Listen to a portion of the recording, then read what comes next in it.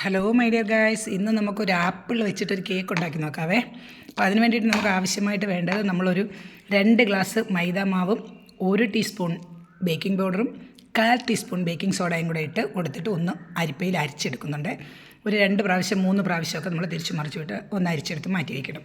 പിന്നെ നമ്മൾ കേക്ക് ഉണ്ടാക്കാനുള്ള ഒരു ബൗൾ എടുത്തിട്ട് അതിലേക്ക് നമ്മൾ അല്പം എണ്ണ തടവി കൊടുത്തതിന് ശേഷം ഒരു ബട്ടർ പേപ്പർ ഇട്ട് എണ്ണ ഗ്രീസ് ചെയ്ത് വയ്ക്കുന്നുണ്ട്.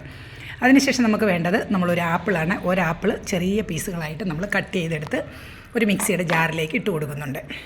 അതിനുശേഷം നമ്മൾ അതിൻ്റെ കൂട്ടത്തിലിട്ട് കൊടുക്കുന്നത് ഒരു ബൗൾ പഞ്ചസാരയാണ്. പഞ്ചസാരയുടെ അളവ് കൂടുതലും കുറവൊക്കെ ഓരോരുത്തരുടെ ഇഷ്ടത്തിനനുസരിച്ച് ചേർക്കാം കേട്ടോ. പിന്നെ നമ്മൾ ഒരു ബൗൾ സൺഫ്ലവർ ഓയിലും കൂടി ഈ കൂട്ടത്തിൽ ഒഴിച്ചു കൊടുക്കുന്നുണ്ട്.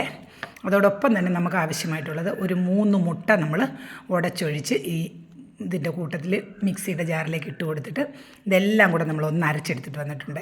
അല്പം ആപ്പിളിൻ്റെ തരിയൊക്കെ കിടന്നാലും കുഴപ്പമൊന്നുമില്ല കേട്ടോ. ഇത് നമ്മൾ ഒരു ബൗളിലേക്ക് മാറ്റുന്നുണ്ട്. അതിനുശേഷം നമ്മൾ ഈ അരിച്ച് വെച്ചിരിക്കുന്ന മൈദാമാവും ബേക്കിംഗ് സോഡയും ബേക്കിംഗ് പൗഡറും എല്ലാം കൂടെ മിക്സ് ചെയ്ത് വെച്ചിട്ടുണ്ടല്ലോ, അത് നമ്മൾ ഈ ബാറ്ററിലേക്ക് ഇട്ട് കൊടുത്ത് നമ്മളൊന്ന് ഇളക്കി കൊടുക്കുന്നുണ്ട്. ഒരു സൈഡിലേക്ക് മാത്രമേ നമ്മൾ മിക്സ് ചെയ്ത് കൊടുക്കാവുള്ളൂ. അപ്പോൾ അതായത് ഇതൊരല്പം കട്ടിയായിട്ട് വന്നിട്ടുണ്ടെങ്കിൽ നമ്മളൊരല്പം 2 ടേബിൾ സ്പൂൺ പാലും കൂടി ഒഴിച്ച് കൊടുത്ത് ഒന്ന് ലൂസാക്കി എടുത്തിട്ടുണ്ട്. അതിനുശേഷം നമ്മളൊരല്പം ഉപ്പ് ചേർത്ത് കൊടുക്കുന്നുണ്ട്.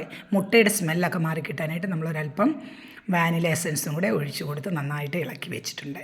ഇത്രയേ ഉള്ളൂ, നമ്മുടെ ബാറ്റർ റെഡി ആയിട്ടുണ്ട്. ഈ ബാറ്റർ നമ്മൾ റെഡിയാക്കി വെച്ചിരിക്കുന്ന നമ്മുടെ ബൗളിലേക്ക് ഒഴിച്ച് കൊടുക്കുന്നുണ്ട്. അതിനുശേഷം നമ്മൾ അതിൻ്റെ മുകളിൽ ഒരു ഗാർണിഷിന് വേണ്ടിയിട്ട് ചോക്കോ ചിപ്സ് ഇട്ട് കൊടുത്തിട്ട് നമ്മൾ 120 ഡിഗ്രി സെൽഷ്യസിൽ 30 മിനിറ്റ് നമ്മൾ വെച്ച് ബേക്ക് ചെയ്തെടുക്കണം. 30 മിനിറ്റിൽ വെന്തിട്ടില്ല എന്നുണ്ടെങ്കിൽ ഒരു 15 മിനിറ്റും കൂടി നമുക്ക് വെച്ച് കൊടുക്കാവുന്നതാണ്.